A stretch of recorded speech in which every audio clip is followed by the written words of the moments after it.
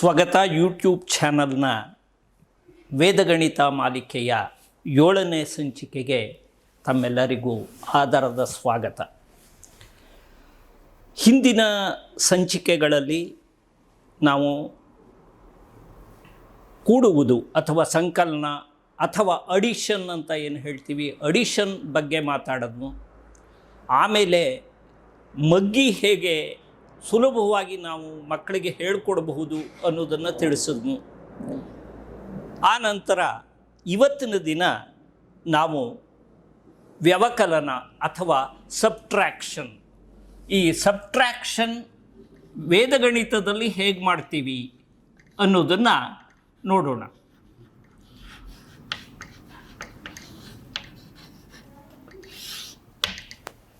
Before teaching the method of subtraction which we follow in Vedic mathematics, let us see how we do it normally in our day-to-day life. For example, I will take a simple example. If it is 5 minus 3, how we were taught. ನನಗೆ my teacher told me, you have 5 fingers, bend 3 fingers, then you are left with how many fingers? 1, 2. So 2 is the answer. So by counting the fingers, we started learning subtraction. Remove whatever is not required and then do it. Then he gave me a sum, 8 minus 5.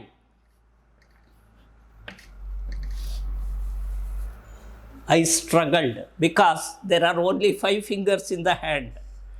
ಆವಾಗ ಹೇಳಿದ್ರು, ಆ ಪೆನ್ಸಿಲ್ನ ಅಲ್ಲಿ ಇಟ್ಬಿಟ್ಟು 2 ಕೈನೂ ಉಪಯೋಗಿಸು, ಈಗ ಎಷ್ಟು finger ಆಯಿತು ಅಂತ ಕೇಳಿದ್ರು. 10 ಅಂತ ಹೇಳಿದಾಗ ಇದರಲ್ಲಿ 8 ತಗೋ, 8ರಲ್ಲಿ 5 ತೆಗೆದುಬಿಡು, ಉಳಿದಿದ್ದೆಷ್ಟು ಅಂದರು.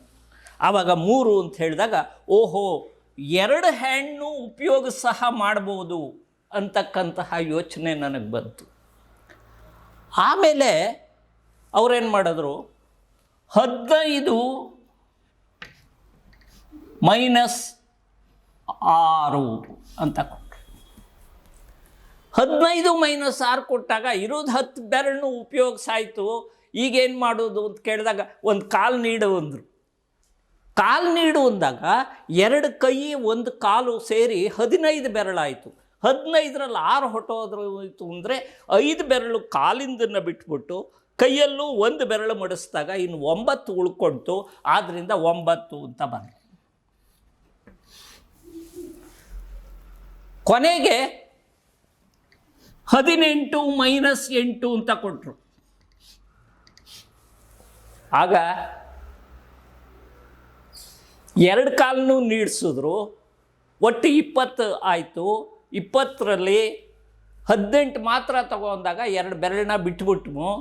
ಆಮೇಲೆ 8ನ್ನು ಕಳೆಯಿಂದಾಗ ಉಳಿದಿದ್ದು 10 ಬೆರಳು ಸಿಕ್ತು, 10 ಅಂತ ಹಾಕಿದ್ವು.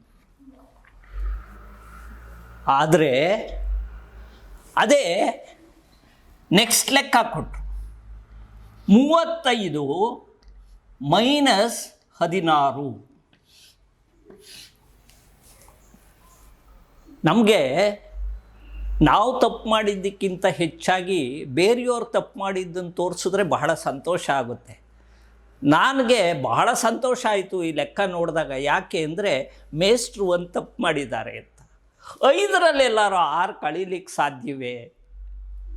ಮೇಷ್ಟ್ರು ತಪ್ಪು ಮಾಡಿಬಿಟ್ಟಿದ್ದಾರೆ ಲೆಕ್ಕ ಕೊಡೋದ್ರಲ್ಲಿ ಅಂಥೇಳಿ, ಸರ್ ಲೆಕ್ಕ ತಪ್ಪಿದೆ ಅಂತ ಹೇಳಿದೆ. ಯಾಕೆ ತಪ್ಪು ಅಂದರು. ಸರ್ ಇಲ್ಲ 6 ಇದೆ, ಇಲ್ಲ 5 ಇದೆ ಸರ್, ಕಳೀಲಿಕ್ಕಾಗಲ್ಲ ಅಂತಂದೆ. ಆವಾಗ ನನಗೆ ಬಾರೋಯಿಂಗ್ ಅಂದರೆ ಏನು ಅಂತ ಹೇಳಿಕೊಟ್ರು. ಈ ಬಾರೋಯಿಂಗಲ್ಲಿ ನಾವೇನು ಮಾಡ್ತೀವಿ ಸಾಮಾನ್ಯವಾಗಿ ಅಂತಂದರೆ, the present system of subtraction is 6 is greater than 5, it cannot be subtracted, ಬಾರೋ 1 ಫ್ರಮ್ ದ ಪ್ರೀವಿಯಸ್ ನಂಬರ್. ಅಂದರೆ ಇಲ್ಲಿಂದ ಇಲ್ಲಿಗೆ 1 ತಗೊಳ್ಳಿ. 1 ತಗೊಂಡ ತಕ್ಷಣ ಎಷ್ಟಾಗುತ್ತೆ? It becomes 15. And here 1 since we have borrowed it is 2. ಆದರೆ ಬಹಳಷ್ಟು ಸಮಯದಲ್ಲಿ ನಮಗೆ ಮಕ್ಕಳಿಗೆ ಹೇಗೆ ಗೊತ್ತಾಗುತ್ತೆ ಅಂದರೆ ಈ ಒಂದನ್ನು ತಗೊಂಡಾಗಿಲ್ಲಿ ಒಂದು ಬರೀತೀವಿಯೇ ಹೊರತು ವಿ ಆರ್ ಬಾರೋಯಿಂಗ್ 10 ಅನ್ನೋ ಭಾವನೆಯನ್ನು ಕ್ಲಿಯರಾಗಿ ಹೇಳ್ಕೊಡೋದೇ ಇಲ್ಲ ಕ್ಲಾಸ್ನಲ್ಲಿ. That is one of the mistakes which we as elders or as teachers we are committing. ಈ ಯೂನಿಟ್ಸ್ ಪ್ಲೇಸ್ ಟೆನ್ಸ್ ಪ್ಲೇಸ್ ಅನ್ನೋದನ್ನು ನಾವು ಕರೆಕ್ಟಾಗಿ ಹೇಳೋದೇ ಇಲ್ಲ. ಟೆನ್ಸ್ ಪ್ಲೇಸಿಂದ whenever we borrow we are borrowing 10. 10 plus 5 becomes 15, not just 1 carried, it becomes 15 ಅಂತ ಹೇಳಬಾರ್ದು. ಇದನ್ನು ಕ್ಲಿಯರಾಗಿ ಹೇಳೋದಿಲ್ಲ ನಾವು. ಆಮೇಲೆ 15 ಮೈನಸ್ ಇದು ಹೊಟ್ಟೋಗಿರುತ್ತೆ. 15 ಮೈನಸ್ 6 ಅಂತ ಹೇಳಿದಾಗ ಹೀಗೆ ಹೊಡೆದು ಹಾಕಿ ಮೇಲ್ಗಡೆ ಬರೆದಾಗಲೇ ಮಕ್ಕಳಿಗೆ ಗೊತ್ತಾಗ್ತಾ ಇರೋದು ಈಗಲೂ ಸಹ. 15 ಮೈನಸ್ 6 ಅಂತಂದರೆ ದೊಡ್ಡವರಾದ ಮೇಲೆ ಕೈ ಕಾಲು ಎಲ್ಲ ಬಿಟ್ಟು ಇದು ಮಾಡೋಕ್ಕಾಗೋಲ್ಲ. ಆದ್ದರಿಂದ ಏನು ಮಾಡ್ತಾರೆ 7, 8, 9, 10 ಅಂತ 15 ಅಂತ ಮಾಡ್ಕೊಳ್ತಾರೆ. ಆವಾಗ ಒಂದು 9, ಇಲ್ಲಿ 2 ಮೈನಸ್ 1 ಇದೆ 1 ಅಂತ ಬರೀತಾರೆ. ಆದರೆ ಬಹಳಷ್ಟು ಕಡೆ ಬಹಳಷ್ಟು ಮಕ್ಕಳು ಮಾಡೋ ಮಿಸ್ಟೇಕ್ ಅಂದರೆ 3 ಮೈನಸ್ 1 2ನೇ ಬರೆಯೋ ಅಭ್ಯಾಸಗಳೂ ಇದೆ. ಅದಕ್ಕೆ ಟೀಚರ್ಸ್ ಏನು ಮಾಡ್ತಾರೆ, ಇದು 2 ಉಳಿದಿದೆ ಅಂತ ಹೇಳು ಅಂತ ಹೇಳ್ತಾರೆ. ಆದರೆ ಇದರಲ್ಲಿ ವೇದಿಕ್ ಟೆಕ್ನಿಕ್ಸ್ನಲ್ಲಿ ಬಾರೋಯಿಂಗ್ ಪ್ರಶ್ನೆನೇ ಇಲ್ಲ. ಅಯ್ಯೋ ಬಾರೋಯಿಂಗ್ ಇಲ್ಲದೆ ಹೇಗೆ ಮಾಡೋದು ಅಂತಂದರೆ ಶುದ್ಧ ಅಶುದ್ಧ ಸಂಖ್ಯೆಗಳನ್ನು ನಾನು ನಿಮಗೆ ಹಿಂದೆ ಈಗಾಗಲೇ ಹೇಳಿದ್ದೀನಿ. ಅದೇ ತರಹದಲ್ಲಿ ಶುದ್ಧೀಕರಣವನ್ನೇ ಬೇರೆ ರೀತಿಯಲ್ಲಿ ಉಪಯೋಗಿಸ್ಕೊಂಡು ಸಬ್ಟ್ರ್ಯಾಕ್ಷನ್ ಮಾಡ್ತೀವಿ. ಈ ಸಬ್ಟ್ರ್ಯಾಕ್ಷನ್ ಹೇಗೆ ಮಾಡ್ತೀವಿ ಅಂತ ಹೇಳಬೇಕು. ಹೇಳೋದಕ್ಕಿಂತ ಮುಂಚೆ ನಾನು ಹೇಳಲಿಕ್ಕೆ ಇಷ್ಟಪಡೋ ಒಂದು ವಿಷಯ ಅಂದರೆ ವಿ ಫಾಲೋ ಡೆಸಿಮಲ್ ಸಿಸ್ಟಮ್. ದಶಮಾಂಶ ಪದ್ಧತಿ ಅಂತ ಏನು ಹೇಳ್ತೀವಿ, ವಿ ಆರ್ ಫಾಲೋಯಿಂಗ್ ದಟ್. ದಶಮಾಂಶ ಪದ್ಧತಿ or decimal system originated in India ಅಂತ ಹಿಂದೆ ಒಂದು ಸಂಚಿಕೆಯಲ್ಲಿ ನಾನು ಹೇಳಿದೆ. We follow the decimal system which originated in India, but we are not ready to follow the system that was followed for subtraction basing on this Vedic system. That is the problem, because ಆ decimal systems ಪ್ರೊಸೀಜರ್ನ ಮಾತ್ರ ನಾವು ತಗೊಂಡು westernised ಸಿಸ್ಟಮ್ನ ಸಬ್ಟ್ರ್ಯಾಕ್ಷನ್ಗೆ ಉಪಯೋಗಿಸ್ಕೊಳ್ತಾ ಇದ್ದೀವಿ. ಹಾಗಾದರೆ ಈ decimal ಸಿಸ್ಟಮಲ್ಲಿ ಸಬ್ಟ್ರ್ಯಾಕ್ಷನ್ಗೆ ಒಂದು ವಿಷಯವನ್ನು ಹೇಳ್ಕೊಡ್ಬೇಕು. ಡೆಸಿಮಲ್ ಸಿಸ್ಟಮಲ್ಲಿ ಬೇಸಿಸ್ 10. ಆದ್ದರಿಂದ ಯಾವಾಗಲೂ 1 0 ಇದ್ದರೆ 1 ಇದ್ದರೆ ಎಷ್ಟು ಆ್ಯಡ್ ಮಾಡಿದ್ರೆ 10 ಆಗುತ್ತೆ. For example, for 1 you have to add 9 to make it 10. For 2 you have to add 8. For 3 7. For 4, you have to add 6. For 5, 5. ಆಮೇಲೆ ನೋಡಿ ರಿವರ್ಸ್ ಆಗುತ್ತೆ.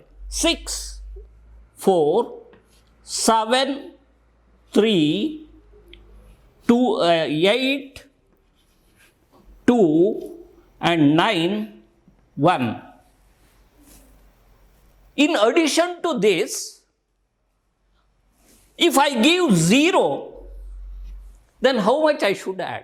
That is 10. For 0, if I add 10, it becomes 10. For 1, if I add 9, it becomes 10. 2, 8, 3, 7 and so on. And for 10, you have to add 0 to get back 10. ಈ 10 ಬರಬೇಕಾದ್ರೆ ಏನನ್ನು add ಮಾಡ್ತೀವಿ ಅಂತ ಹೇಳ್ತೀವಿ, ಅದಕ್ಕೆ ಕನ್ನಡದಲ್ಲಿ ಪೂರಕ ಅಂತ ಹೇಳ್ತೀವಿ. In English, we call it as complement.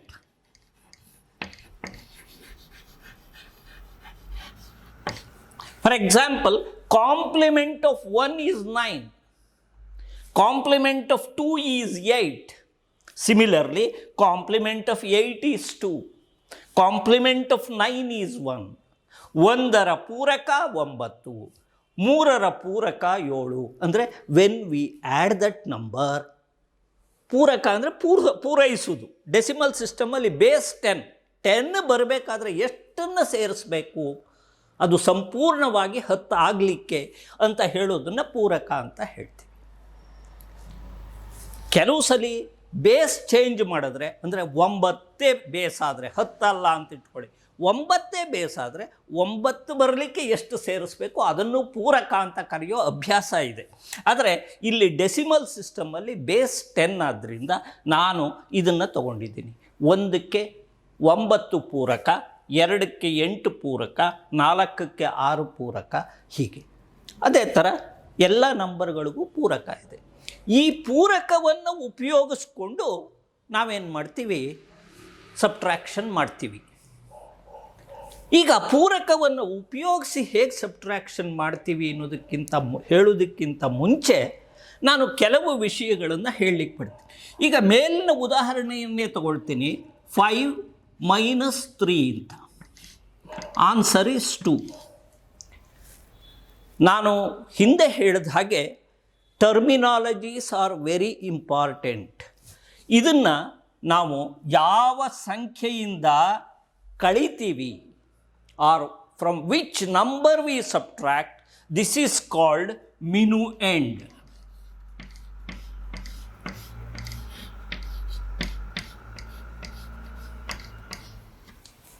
ಮಿನುಎಂಡ್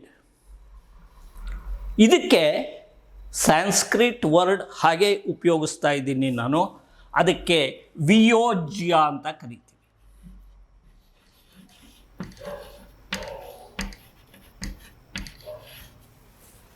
ವಿಯೋಜ್ಯ. 90% of the children as well as the teachers whom I have come across, ಎಲ್ರಿಗೂ ಗೊತ್ತಿಲ್ಲ ಅಂತ ನಾನು ಹೇಳೋಲ್ಲ, ಗೊತ್ತಿದೆ. ಆದರೆ ಈ ಮಿನುಎಂಡ್ ಅನ್ನೋ ಪದ ಅಂದರೆ ಏನು ಅಂತಲೇ ಗೊತ್ತಿಲ್ಲ. ದೊಡ್ಡ ಸಂಖ್ಯೆ 5, 5ರಲ್ಲಿ 3 ಕಳಿ ಅಂತ ಹೇಳ್ತಾರೆಯೇ ಹೊರತು ಮಿನುಎಂಡ್ ಅನ್ನೋದನ್ನು ಹೇಳೋಲ್ಲ. ಈ ಪದ ವಿಯೋಜ್ಯ ಅನ್ನೋ ಪದ ಅಂತೂ ಯಾರೂ ಉಪಯೋಗಿಸೋದಿಲ್ಲ. ಇದನ್ನು ಮಿನುಎಂಡ್ ಅಂತೀವಿ. Small one which you are subtracting is called ಸಬ್ಟ್ರಾಹೆಂಡ್.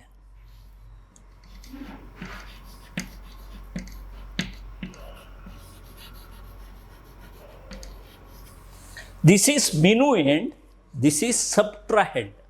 ಮಕ್ಕಳಿಗೆ ಜ್ಞಾಪಕ ಇಟ್ಕೊಳ್ಳೋಕ್ಕೆ ಸಣ್ಣದು ಸಬ್ಟ್ರಾಹೆಂಡ್ ಅಂತ ಹೇಳ್ಕೊಡಿ, ಇನ್ನೊಂದು ಮಿನುಎಂಡ್ ಅಂತ ಗೊತ್ತಾಗುತ್ತೆ ಅವಕ್ಕೆ. And minuend minus subtrahend, you will get difference.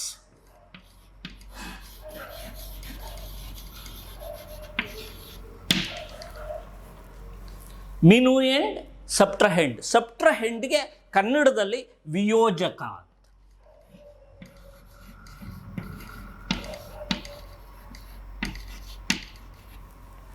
Difference, ವ್ಯತ್ಯಾಸ.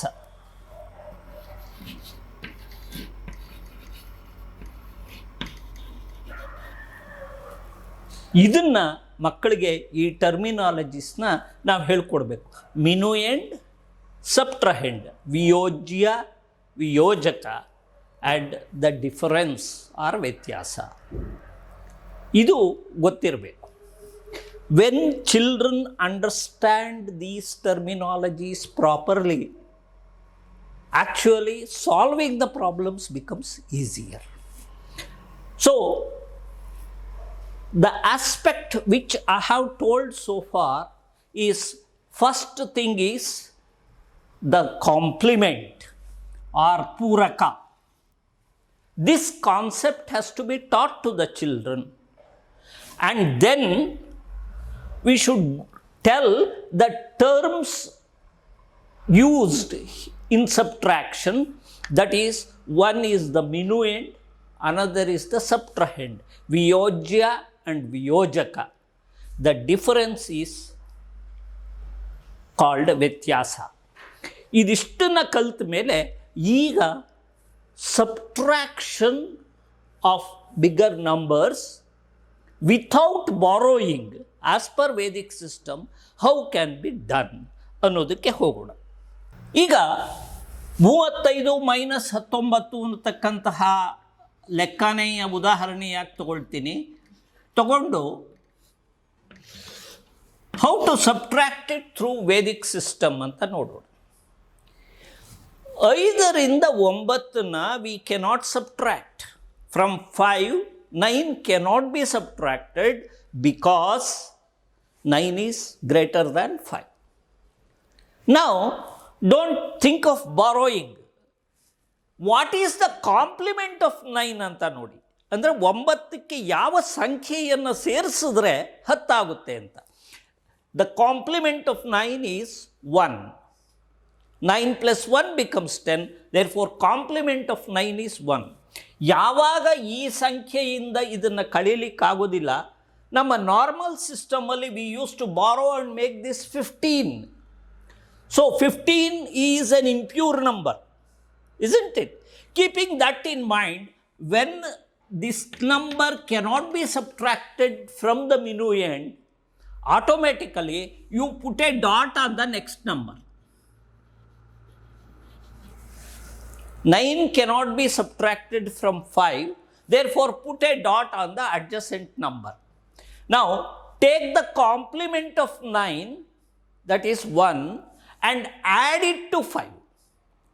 1 is complement of 9 is added to 5. That becomes 6. 1 complement of 9 is added to 5. That becomes 6. Now this 1 is there. 1 ಮೇಲೆ ಒಂದು ಡಾಟ್ ಇಟ್ಟಿದ್ದೀವಿ, ಯಾಕೆಂದರೆ ಇಲ್ಲಿ ಕಾಂಪ್ಲಿಮೆಂಟ್ ತಗೊಂಡಿದ್ದರಿಂದ ಇಲ್ಲೊಂದು ಡಾಟ್ ಇಟ್ಟು. ಈ ಡಾಟ್ನ ಅರ್ಥ ಏನು ಅಂದರೆ, it increases the value of this number by 1 more. 1 ಮೇಲೆ ಡಾಟ್ ಇಟ್ಟ ತಕ್ಷಣ 1 plus 1 2 ಆದಾಗಾಯಿತು. 3 minus 2 is 1. You got the answer. You did not borrow it. So whether this can be done in other cases also ಅಂತ ನೋಡೋಣ. ಈಗ ಉದಾಹರಣೆಗೆ ನಾನು ಇನ್ಯಾವುದಾದ್ರೂ ಒಂದು ಸಂಖ್ಯೆ ತಗೊಳ್ತೀನಿ. 756 minus 378.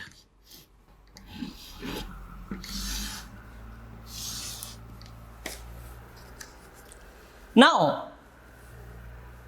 first we take these two, 6 and 8. In minuend, the number is 6, which is smaller than 8. Therefore, it cannot be subtracted.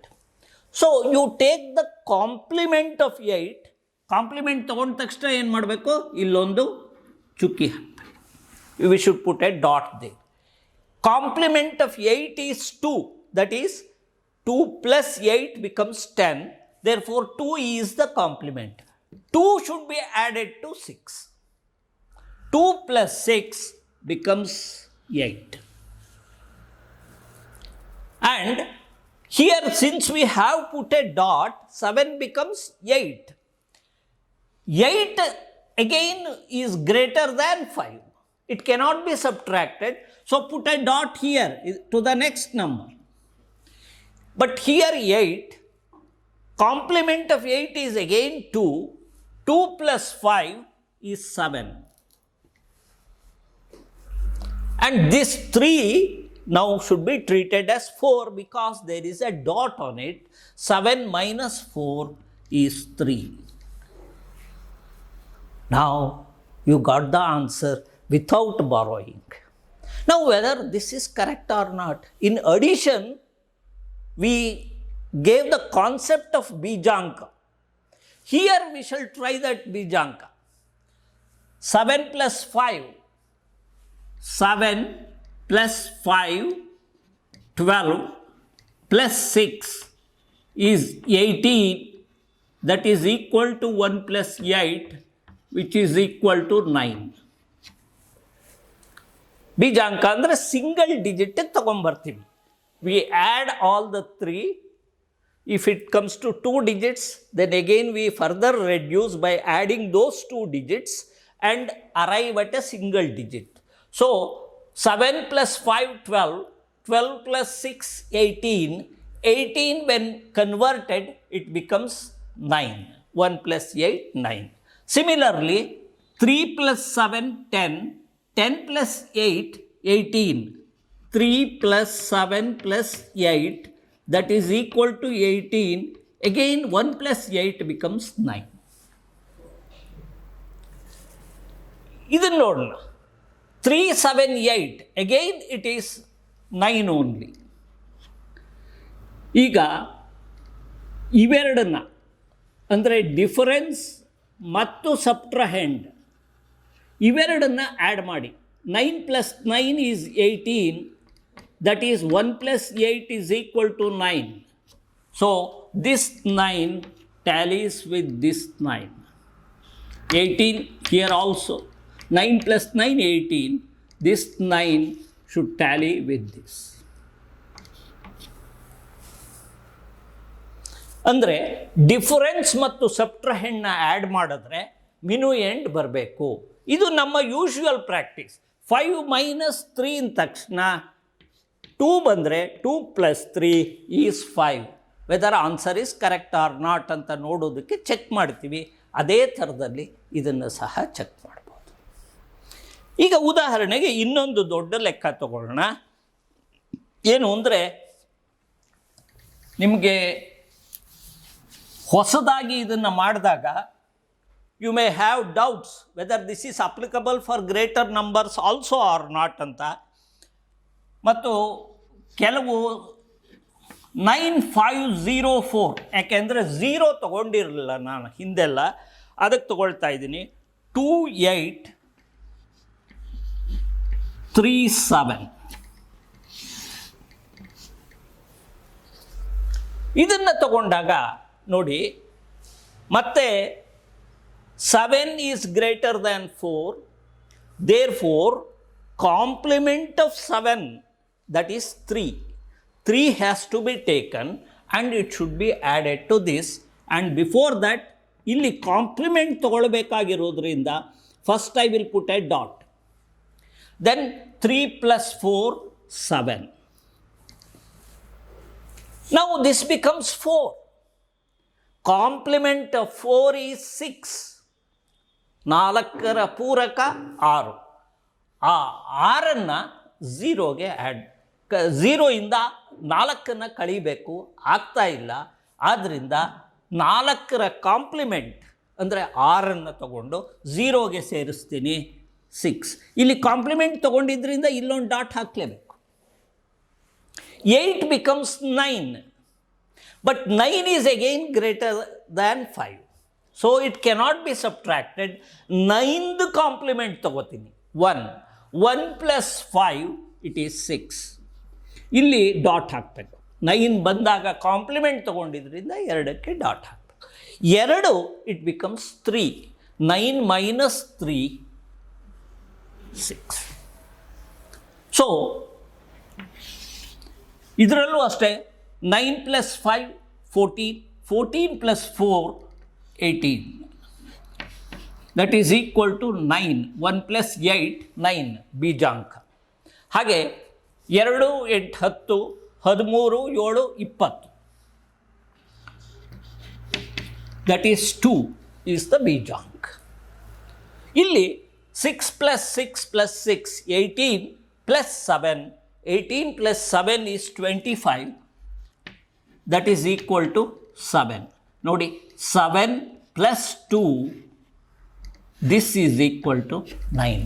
Therefore, verification is also possible in this.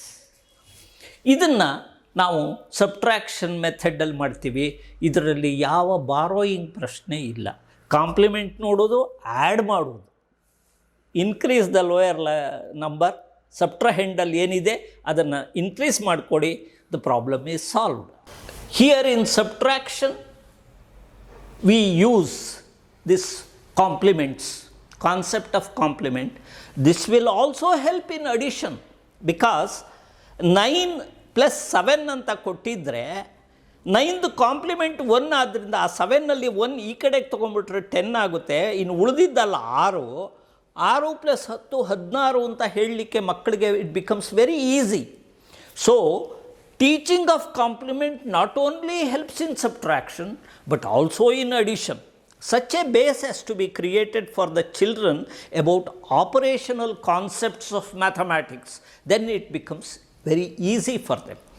With this, I have shown you the method of subtraction using complements in Vedic technique where borrowing is not there. Borrowing should be avoided even in life. Therefore, we shall not borrow, we shall follow using the complements. And with this, I will end the episode on subtraction. Next, as many have asked, I will go ahead with multiplication and multiple methods of multiplication applicable to various situations, which is one of the most attractive part of Vedic mathematics. Thank you very much.